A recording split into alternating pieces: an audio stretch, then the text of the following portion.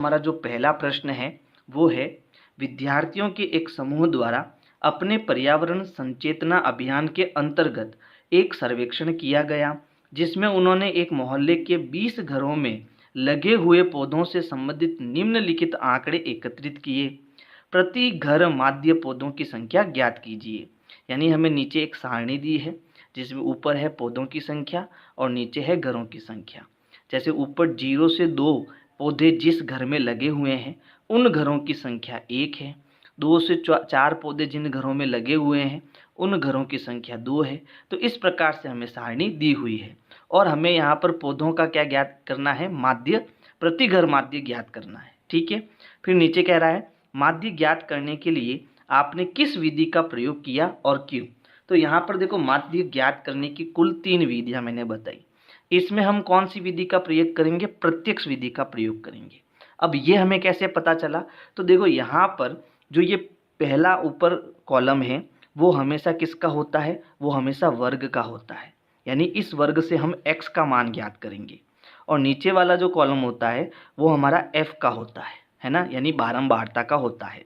अगर x और f के आंकड़े बहुत छोटे होते हैं, जैसे यहाँ देखो 0, 2 और 4, इसमें सबसे बड़ा आंकड़ा क्या है, सबसे बड़ा आंकड़ा 14 है। और नीचे सबसे बड़ा आंकड़ा क्या है, सबसे बड़ा आंकड़ा 6 है। तो ये तो छोटे ही आंकड़े हैं। जैसे 100, 200, 500, 1000, ये आंकड़े क्या है, ये बड़े आंकड़े हैं।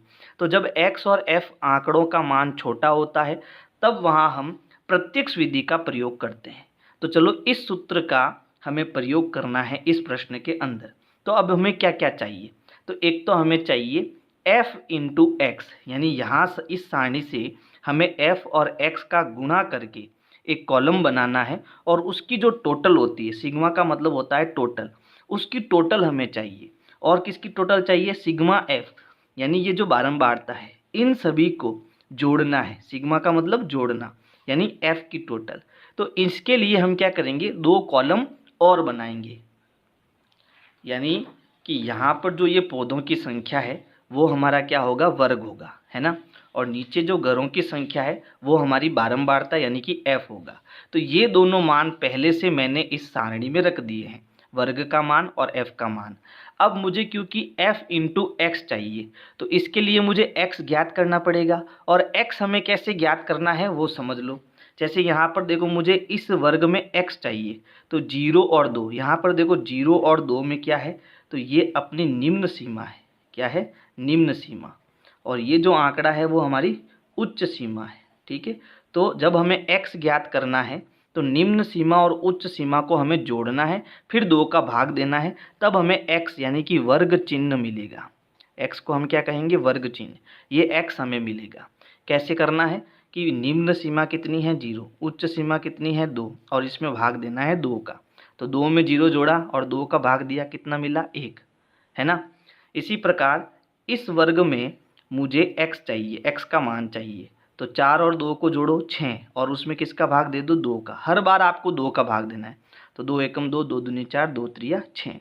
फिर इस वर्ग में मुझे x का मान चाहिए, तो इन दोनों को जोड़ो, 4 और 6 10, और फिर किसका भाग दे दो 2 का। तो ये हो जाएगा 2 पंजे 10। तो इस प्रकार से हम सभी वर्गों के वर्ग चिन्ह यानी कि x का मान ज्ञात करेंगे। तो सबसे पहले इसका ज्ञात करना है। देखो 2 और 0 2, 2 में 2 का भाग दो, कितना आएगा, 1, यानी यहाँ x का मान कितना आ गया, 1 आ गया। फिर देखो यहाँ 4 और 2 को जोड़ो, तो 4 और 2 6, 6 में 2 का भाग देंगे, कितना आएगा, 3। तो यहाँ लिखेंगे 4 और 6 10 होता है, 10 में 2 का भाग देंगे, कितना आएगा, 5। अब देखो यहाँ 1 और 3, फिर 3 और 5, सब में कितने का अंतर आ रहा है, 2 2 का अंतर आ रहा है, यानी प्रत्येक आंकड़े में 2 2 का अंतर है, हम लिख सकते हैं। अब 5 के बाद कितना आएगा, 7। देखो जोड़ो 8 और 6 14, 14 में 2 का भाग दो, 7, है ना। 7 के बाद कितना आएगा, 9, चेक कर लो। 10 और 8 18, 18 में 2 भाग देंगे तो 9, है ना। 9 के बाद कितना आएगा, 11। देखो 11 और 10 कितना होता है, 22, 22 में 2 का भाग देंगे, 11 आएगा। फिर 11 के बाद कितना आएगा, 13। देखो 14 और 12 जोड़ो, कितना हुआ, 26, 26 में 2 का भाग देंगे, कितना आएगा, 13। तो अब देखो हमें यहाँ क्या मिल चुका है, अब हमें यहाँ x का मान मिल चुका है। अब हमें निकालना है f इंटू एक्स, क्योंकि सूत्र हमारा क्या है, सूत्र हमारा है सिग्मा एफ एक्स बटा सिग्मा एफ। एक यानी कि एक तो हमें इस पूरे की जोड़ चाहिए और एक इस पूरे की जोड़ चाहिए। इन दोनों की जोड़ मिलेगी तो इस फॉर्मूले में हम मान रखेंगे और उत्तर निकालेंगे, इसलिए हमें यहाँ 2 कॉलम बनाने जरूरी है। ठीक है, तो अब यहाँ f इंटू एक्स यानी f और x का गुणा करो, तो देखो ये हो गया f और ये हो गया x। 1 का 1 से गुणा करेंगे तो कितना आएगा 1, फिर 2 का 3 से गुणा करेंगे तो कितना आएगा 2 त्रिया 6, फिर 1 का 5 से गुणा 5, 5 का 7 से गुणा, 5 7 35, तो ये हो जाएगा 35, है ना। फिर 6 का 9 से गुणा, 6 9 54, तो ये हो जाएगा 54। फिर 11 का 2 से गुणा, 11 दूना 22, फिर 13 का 3 से गुणा, तो 13 एकम 13, 13 दूना 26, 13 तिया 39, है ना, तो ये हो गया 39। अब एक तो मुझे इसकी जोड़ चाहिए, एक मुझे इसकी जोड़ चाहिए, तो चलो जोड़ते हैं। एक तो मुझे क्या चाहिए, एक मुझे चाहिए सिग्मा एफ एक्स और एक मुझे चाहिए सिग्मा एफ। तो देखो 1 और 6 7, 7 और 5 12, 12 और 7 17, 17 और 4 21, 21 और 2 23, 23 और 9, तो 23 और 9 हो जाएंगे 32, 32 का 2 हासिल का 3, 3 और 3 6, 6 और 5 11, 11 और 2 13, 13 और 3 हो जाएगा 16। तो यहाँ सिग्मा एफ एक्स हमें कितना मिल गया 162। अब हमें सिग्मा एफ चाहिए, तो इन सबको जोड़ेंगे। 1 और 2 3, 3 और 1 4, 4 और 5 9, 9 और 6 15, 15 और 2 17, 17 और 3 20, यानी सिग्मा एफ हमें मिल गया 20। अब हमें क्या ज्ञात करना है, माध्य ज्ञात करना है। तो माध्य का फॉर्मूला होता है x के ऊपर डैश यानी कि बार, x बार का मतलब होता है माध्य। तो x बार बराबर सिग्मा एफ एक्स बट्टा सिग्मा एफ।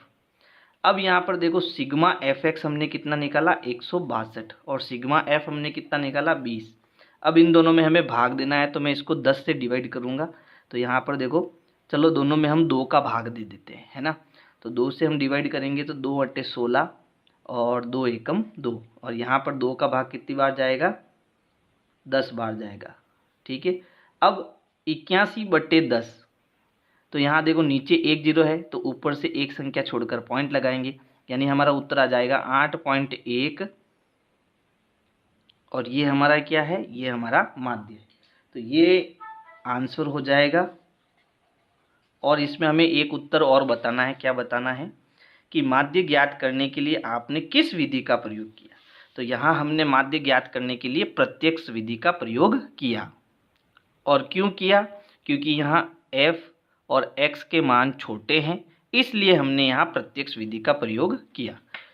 तो यहाँ मैं लिख देता हूँ।